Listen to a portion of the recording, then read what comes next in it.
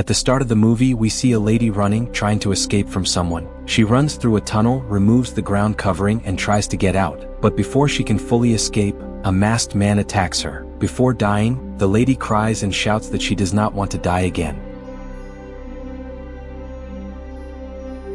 The scene then changes and focuses on a girl named Clover. She is on a road trip with her friends to find her sister Melanie. In Clover's group, there is Max, who is Clover's ex-boyfriend. Then there are two girls named Nina and Megan. Nina's boyfriend Abe is also with them, and they are traveling in Abe's car. From their talks, we understand that after Clover's mother's death, her sister Melanie left her and has been missing since then. But Melanie had once sent a video to Clover, where we see a shop named Hartley. Clover and her friends were able to locate this same shop. Now let me tell you a bit about the group's dynamics. Max wants to become Clover's boyfriend again. Nina changes her partner every 3 months, sometimes a boy, sometimes a girl. But Nina's close friends have always been Clover, Megan, and Max. This shows us that Abe is new to the group. Megan is a little psychic type. She believes in positive and negative vibes. Also, there was some tension between Clover and her sister Melanie. But now Clover is trying to find Melanie. Another thing is, when we viewers see Melanie's video, we clearly understand that the girl who died in the first scene was actually Melanie. Anyway, Clover goes inside the shop, where she meets a shopkeeper named Hill. Hill tells her that a little ahead from this place, there is a mining town called Glore Valley. And in that place many people go missing. So, if Melanie had reached this far, it's quite possible that she went missing in Glore Valley. Hearing this, Clover and the others drive toward Glore Valley in the car. On the way, it was raining heavily, which made everyone uncomfortable. But suddenly, they reach an area where there was a visitor center, and strangely, in that exact spot, there was no rain at all. It was weird, almost like a wall of water. Everywhere around it there was a storm with heavy rain, but in this one spot, not a single drop was falling. Anyway, everyone goes inside the guest house or visitor center. There was nobody inside, but some strange things were there. For example, the calendar showed the date as Saturday, October 24th, 1998. That means 20 years back from today. There was also an hourglass that was already running and almost about to be empty. At night, Nina signs her name in the register, meaning she agrees to stay there. Then Abe sees a missing persons board, and on it was Melanie's photo. Yes, friends, not only that, in the guest house register, Melanie's name was also written as a guest, and that too multiple times. Meanwhile, Clover feels like someone is outside in the forest. So she goes to check. After a while, Max brings Clover back. When Clover sees Melanie's photo on the missing board and her name written in the register, she is completely shocked. Not only this, but suddenly they noticed the hourglass again. It had started running once more. That means someone had flipped it, but none of them did it. Things get even weirder when someone starts Abe's car and drives it into the forest. They don't chase after it because the person in the car could be dangerous. By this point, everyone feels that something is definitely strange here. So Clover, Max, and Megan go down to the basement. Even the basement had windows, which again felt very weird. Then suddenly, a masked man with an axe appears. He kills Abe first. Then he also finishes Nina. After that, he kills Megan and Max. Somehow Clover runs outside, but she also cannot escape as the masked man kills her too. Now, right after this, we again see the hourglass. It automatically turns by a mechanical system. And all 5 of them come back alive, starting again from the same point when night had fallen and the hourglass first began. Yes, friends, the game here is a time loop, which we will discuss at the end of the video. But for now, all 5 of them were completely disturbed, because they clearly remembered that they did not survive the previous night. Yet somehow they were all alive again. Yes, all of them were back. Now the craziest thing was that on the missing persons board, their own photos were also added. At this point, everyone thinks of running away from there. But suddenly Megan gets possessed, and at the same time, the lights in the house go off. They follow Megan, and in her possessed state, she is pointing at the missing board. There, she starts speaking in the voices of the people whose photos were on the board. It was like she was telling that everyone whose picture is there has been stuck in the same time loop and became a permanent part of this place. After this, Megan suddenly falls down and dies. Everyone panics and locks the visitor place from inside. Just then, Clover hears Melanie's voice from outside. Even though the others try to stop her, Clover goes out. Outside, she sees a broken, old house which wasn't there before. And suddenly, some invisible force pulls Clover inside that house. Max wanted to save Clover. Even Nina wanted the same. But since Abe was new to the group and not very close to them, he was more focused on saving himself. Inside that ruined house, Clover sees strange clown-type masks. Actually, they looked more like half mannequins.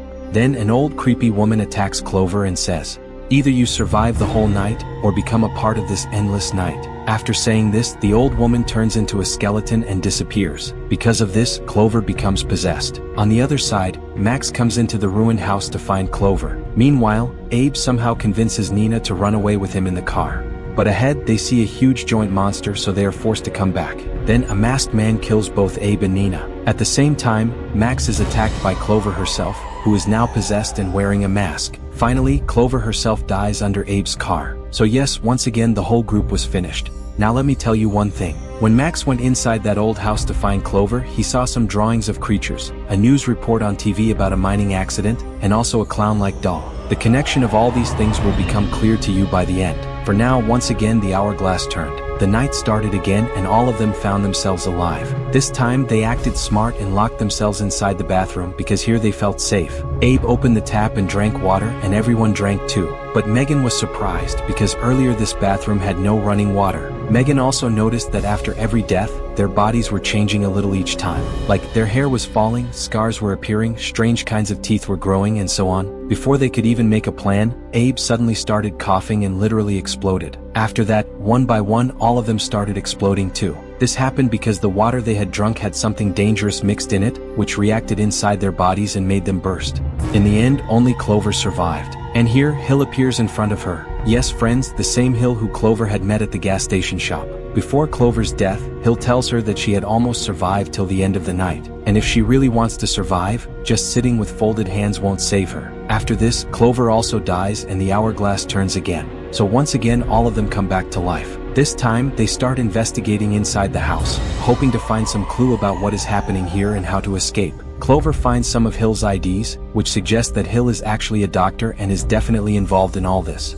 Abe finds a 20-year-old newspaper. It says that in Glore Valley, a mining disaster had happened at that time. Basically, while mining, people dug so deep that the entire town collapsed underground. In this accident, more than 1,100 people died. The survivors suffered extreme trauma, so a doctor named Hill was called to treat them. He was some kind of therapist and was working with the survivors. Then Max finds a VHS tape. In this tape, Hill himself is talking. He explains how, instead of giving therapy, he started experimenting on the survivors. The patients suffered from muscle atrophy, hunger, but most of all, fear. And fear worked well for Hill. Because the mining disaster trauma was already inside the survivors, he repeated the same trauma on visitors. In short, the longer people lived with this fear, the more they started turning into monsters. Finally, they became strange creatures which we can call Wendigos. So yes, Wendigos were actually humans once.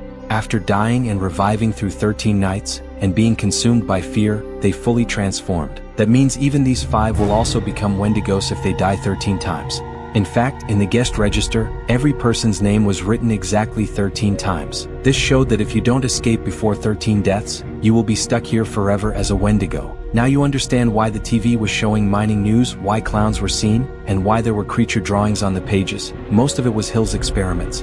Hearing all this, everyone gets terrified. Clover says she wants to meet Hill face to face. Hill replies that if Clover comes alone, then it's possible. And if she is ready to sacrifice herself, Hill will let the other 4 go. Clover was kind of ready to accept this deal. Even Abe was pushing her to take it because he only wanted to survive. Although the others were not okay with this since Clover was their good friend. Still, Clover goes alone into the forest. Clover gets caught in a bear trap and then someone drags her away. Meanwhile, the others get angry at Abe because he was behaving too selfishly. They wanted the loop to restart again, so Nina attacks Abe. At the same time, Megan and Max go searching for Clover. Now again, the same thing happens that you are expecting. First, Megan gets caught in a trap, then falls through a glass door and dies. Then the masked man kills Nina and Abe too. Here Max finally finds Clover, but to save their friends they had to restart the loop. So, on Clover's request, Max kills her. Then he himself faces a Wendigo, which kills him too. In short, the loop restarts again. So yes, all of them come back alive. But the twist is, this was now their 13th and final loop. Yes friends, you must be thinking, how is that possible? Well, the truth is, they didn't even remember how many times the loop had restarted. The deadly game had already happened 13 times, or maybe this was exactly the 13th time. They realized this when they see the register, where Nina had already signed 13 times. This clearly showed that this was their final loop before turning into Wendigos. By now, Abe and the others' bodies had started showing major changes. And in Abe's phone, there were several recordings where they could see how in different loops they had died again and again. In fact, outside the house, many more houses were now appearing. At this point, they noticed that Megan was missing. Abe guesses that maybe Megan actually survived. They check a video on the phone where they find one video that Megan had recorded. It shows that she escaped and went behind Hill, entering that dark basement door. So, The four of them also start going through that door into the dark tunnels to confront Hill directly and escape this nightmare. They follow Megan's path. Here they are forced to fight Wendigos, but somehow they keep moving ahead while surviving. Even some masked people suddenly attack them, and during this fight, Clover gets separated from the others. Now, Clover sees her sister Melanie, but she had turned into a Wendigo. And Clover, even though she didn't want to, is forced to kill Melanie, because Melanie was no longer human and Clover had to save herself. Then finally, Clover finds Megan. She was locked in a room, while a chained Wendigo was slowly breaking free trying to kill her. Meanwhile, Abe, Nina, and Max are fighting Wendigos together and trying to survive. Clover keeps running and reaches Hill's office, and Hill himself appears there. Clover confronts him. Hill explains that he has been doing experiments, and the creatures they had seen were actually manifestations of Clover's depression and fears. Here we learn more about Clover's life, how depressed she was, and how she had even tried to end her own life twice. So yes, the monsters were real, but at the same time, they were also a representation of human psychology. Somewhere, they were the manifestations of our negative emotions, especially fear. So yes, this whole place was actually driven by people's fears and insecurities, kind of like how Pennywise feeds on the fear of his victims. And this is exactly what Hill was experimenting with, bringing together traumatized people in traumatic places, then creating such terrifying scenarios where people get trapped and slowly turn into monsters like Wendigos. Now, while talking to Hill, Clover notices something. From the pipe above, that same poisonous water was dripping. Yes, the same water that made them explode earlier. Clover quietly lets some of that water drip into Hill's teacup. And as Hill keeps giving his long speech and finally drinks his tea, he also explodes. Yes, friends, Hill is finally gone. After this, Clover takes the keys and frees Megan. Meanwhile, the others kill the masked men.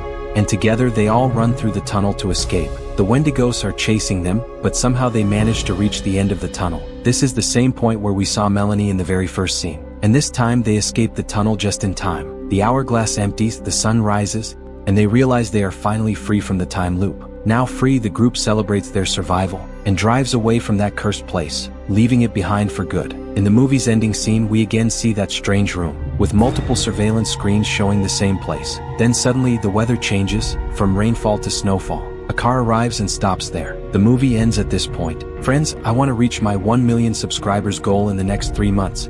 But it's only possible if you all subscribe. Every single subscriber is very important for me. So please hit that subscribe button and stay connected with us, because that's what motivates me to bring more exciting movie explanations for you.